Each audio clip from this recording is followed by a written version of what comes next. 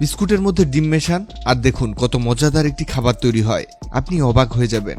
একটি ব্লেন্ডারের মধ্যে আমরা কিছু বিস্কুট আর 6টি ডিম একসাথে করে ঢেলে দিয়েছি। তারপরে আমরা অ্যাড করেছি 1 লিটারের কাছাকাছি দুধ। মনে রাখবেন, এটি স্বাভাবিক তাপমাত্রায় হতে হবে, না গরম না ঠান্ডা। এবার আমরা এর মধ্যে দিয়ে দিব 3 চামচ ভ্যানিলা ফ্লেভার। এটি অপশনাল, আপনি দিলেও দিতে পারেন, আপনি এটি নাও দিতে পারেন। এটি দেওয়ার কারণ হলো এটি আমাদের এই খাবারের টেস্ট চেঞ্জ করে দিবে। আমরা 1.5 কাপের মতো চিনি এর মধ্যে দিয়ে দিব। এরপরে আমরা ব্লেন্ডার অন করে দিব যাতে সবকিছুই একসাথে মিক্স হয়ে যায়। ব্লেন্ডার অন থাকবে 2 মিনিট। এটি সহজে তৈরি করা যায় আর এটি খুবই সুস্বাদু। অবশ্যই আপনাদেরও এটি খুবই পছন্দ হবে।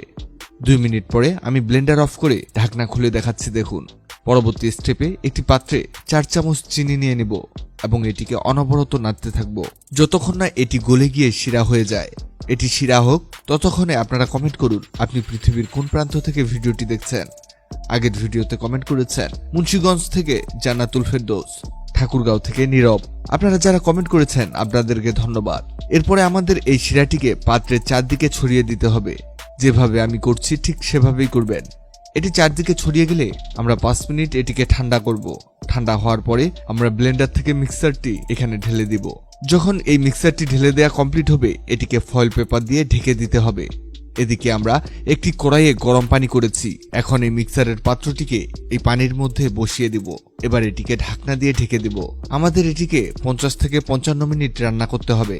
55 মিনিট পর আমরা চেক করব আমাদের স্পেশাল জিনিসটি তৈরি হলো কিনা। এর জন্য আগে আমাদের ফয়েল পেপারটিকে সরিয়ে নিলাম। এবার একটি পরিষ্কার কাঠি দিয়ে এর মধ্যে ডুবিয়ে ডুবিয়ে চেক করব। যদি কাঠি ভেজা থাকে তাহলে বুঝতে হবে এটিকে আরো রান্না করতে হবে, আর যদি শুকনো হয় তাহলে বুঝতে হবে এটি হয়ে গেছে। আমাদেরটিও হয়ে গেছে। এটিকে এখন রাখতে হবে ফ্রিজে ঠান্ডা হওয়ার জন্য 2 থেকে 3 ঘন্টা। আপনি যদি সারা রাত ঠান্ডা করেন তাহলে আরো ভালো। আমরা ঠান্ডা না করি আপনাদের দেখাচ্ছি। দেখুন, এটি চারদিকে ছুরি দিয়ে ঘোরানো হচ্ছে যাতে এটি সহজেই বের হয়ে আসে। চারদিকে ঘোরানো কমপ্লিট হলে এটিকে একটি প্লেটে নিতে হবে। প্রথমে প্লেটটিকে উল্টো করে এর উপরে রেখে ঠিক এভাবে ঘোরাতে হবে। দেখুন, তৈরি হয়ে গেছে অসাধারণ চমৎকার একটি পুডিং, আর এর টেস্ট সত্যি অসাধারণ। ভিডিওটি অনেকের উপকারে আসতে পারে, তাই ভিডিওটিকে শেয়ার করুন। ভিডিওটি ভালো লাগলে লাভ রিয়াক্ট দিন, খারাপ লাগলে এংরি রিয়াক্ট দিন। এমন সব তথ্যবহুল ভিডিও পেতে ন্যাচারাল বিউটি হ্যাক্সকে লাইক ও ফলো দিয়ে রাখুন।